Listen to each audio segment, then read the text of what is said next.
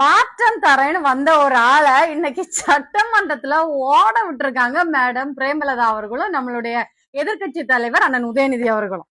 அதாவது பாவம், நீங்க என்ன கேள்வி கேட்பீங்கன்னு எழுதி கொடுக்கறவங்களுக்கு நேத்துக்கே எப்படி தெரியும்?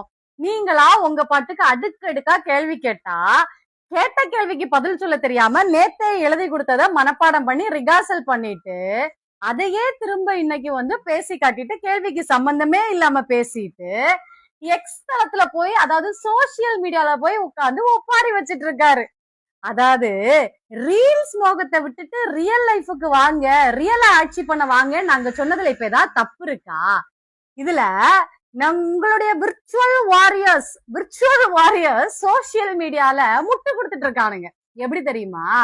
எங்க அண்ணன் எதிர்கட்சி பேசுறதெல்லாம் குறிப்பெடுத்துட்டு இருக்காருன்னு. ஐயோ, உங்களுக்கு தெரியல, ஓகே, உங்க அண்ணனுக்கு யாராவது சொல்லி கொடுங்களேன்.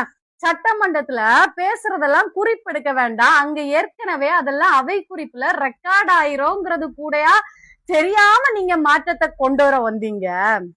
அப்புறம் ரீல்ஸ் மோகத்தை விட்டுட்டு எப்பதான் ரியல் லைஃபுக்கு வருவீங்க? இன்னும் ஒண்ணு தெரியுமா? குதிரை பேரம், எம்எல்ஏ கடத்தல், இது எல்லாத்தையும் அடுக்கடுக்கா பேசினாங்க இல்லையா? இதுக்கெல்லாம் சட்டமன்றத்துல பதில் சொன்னாதான் அது அங்க பதிலா ரெஜிஸ்டர் ஆகும். நீங்க வீட்டுல போய் வேற யாராவது ஒரு ஆள் எழுதி தந்ததை கொண்டு வந்து திரும்ப நீங்க சோசியல் மீடியால போட்டு ஒப்பாரி வச்சிட்டு இருக்கிறதுக்கெல்லாம் யாரும் பொறுப்பாக முடியாது.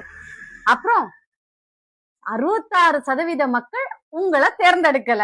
ஐயோ ஐயோ, 11 பேர்மா 3 மணி நேரம் மூச்சு திணற அடிச்சானுங்க. சரி, அடிச்சிட்டு போங்கடான்னு விட்டுட்டேன். விட்டுட்டீங்களா? அவங்கள அடிக்கலாம் இல்ல. ஏன்? அடிக்கும் போது ஒருத்தன் சொன்னா, எவ்வளவு அடிச்சாலும் தாங்குறான்டா, இவன் ரொம்ப நல்லவன்னு ஒரு வார்த்தை சொல்லிட்டான்.